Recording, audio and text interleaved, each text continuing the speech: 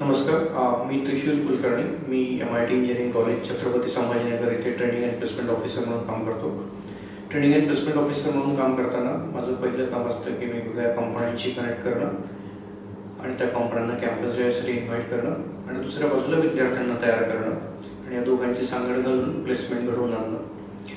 तर गेल्या 3 वर्षापासून मी ट्रेनिंग अँड प्लेसमेंट ऑफिसर म्हणून इथे काम करतोय. तर मला एक महत्त्वाची गोष्ट जाणवली की कोणतीही कंपनी जेव्हा प्लेसमेंटसाठी कॅम्पस ड्राईव्हसाठी येते तेव्हा त्यांचे काही क्रायटेरिया असतात. जसं की पहिला क्रायटेरिया असतो की विशिष्ट गुण हवे आहेत, की काही कंपन्यांचा क्रायटेरिया असतो की 60%, 65%, 70% हा पहिला फिल्टर लागतो. आणि सेकंड फिल्टर असतो की ॲप्टिट्यूड टेस्ट. जवळपास सगळ्या कंपन्या, आधी तरी फक्त IT च्या कंपन्या ॲप्टिट्यूड टेस्ट घ्यायच्या, पण आज तुम्ही बघाल तर 4 कंपन्या मेकॅनिकल, इलेक्ट्रिकल, सिव्हिल या पण ॲप्टिट्यूड टेस्ट घेतात ॲज अ एलिमिनेशन राऊंड.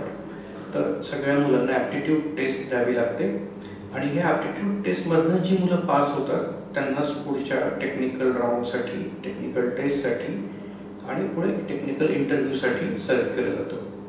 तर आमचा असा अनुभव होता की बरीचशी मुलं ह्या ॲप्टिट्यूड टेस्टमध्ये फेल होत आहेत, त्यांना पुढे जाता येत नाही आहे आणि हा पहिलाच दरवाजा त्यांना उघडता येत नाही आहे. त्यामुळे जरी ते टेक्निकली साऊंड असले, जरी त्यांना डोमेन नॉलेज असलं तरी पुढच्या प्रोसेसमध्ये मात्र ते जात नाही आहे.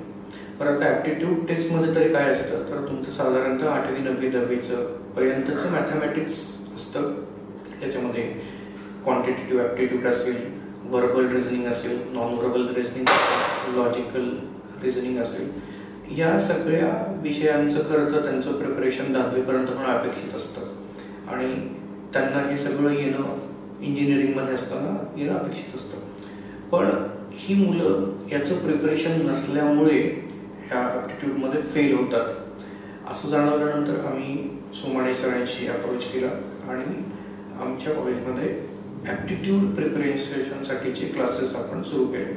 जेव्हा ही सेशन सुरू झाली तेव्हा आमची सगळ्यात महत्त्वाची रिक्वायरमेंट अशी होती की आमचा जो विद्यार्थी वर्ग आहे तो मराठवाड्याच्या आणि विदर्भामधल्या वेगवेगळ्या लोअर क्लासमधून येतो, लोअर मिडल क्लासमधून येतो आणि ही मुलं हुशार असतात पण कॉन्फिडंट नसतात.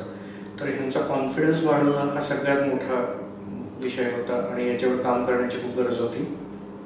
आणि त्यांना ॲप्टिट्यूड हे अवघड न करता सोपं करून सांगणारा ट्रेनर आम्हाला हवा होता आणि तो आम्हाला अभ्युदयच्या रूपाने आणि सोमाणी सरांच्या रूपाने मिळाला.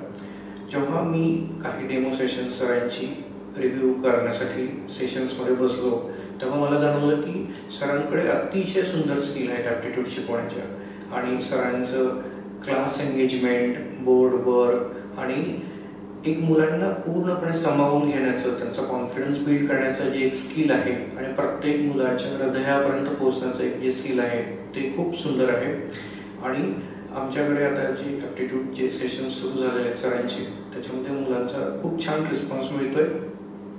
दुसऱ्या बाजूला सर वेगवेगळ्या कंपन्यांचे पेपर मुलांना एक्सपोज करतात, जसं की TCS असेल, कॅपजेमिनी असेल, इन्फोसिस असेल, हेक्झावेर असेल. तर ह्या कंपन्यांचे मागील काही वर्षातले पेपर सरांनी सिलेक्ट केलेले आहेत. त्याच्यातले प्रश्न ते डायरेक्टली मुलांकडून सॉल्व्ह करून घेतात आणि ह्या सगळ्या गोष्टींमुळे मुलांमध्ये कॉन्फिडन्स वाढतो आहे. आणि मला नक्की खात्री आहे की पुढच्या आता ही जी मुलं 3rd इयरमध्ये आमचं ट्रेनिंग चालू आहे ती खूप जास्त सुपेरियर मला वाटतात, कारण की आम्ही जे मॉक टेस्ट घेतल्या त्याच्यामध्ये असं जाणवलं की ही मुलं अतिशय चांगलं काम करत आहेत आणि याचे रिझल्ट्स आम्हाला पुढच्या वर्षी नक्की बघायला मिळतील. तसंच आम्ही असा विचार करतोय की फक्त ही ट्रेनिंग 3rd इयरला लिमिटेड न ठेवता ती 1st इयर, 2nd इयरपासून कशी सुरू करता येईल आणि याच्यासाठी अजून चांगलं मॉडेल कसं करता येईल याचा आम्ही नक्की विचार करतोय. या सगळ्या गोष्टींमध्ये मी सरांचं खूप आभारी आहे की अतिशय चांगल्या पद्धतीने सर सेशन्स घेत आहेत आणि मुलांची डेव्हलपमेंट मला छान दिसते आहे. थँक्यू.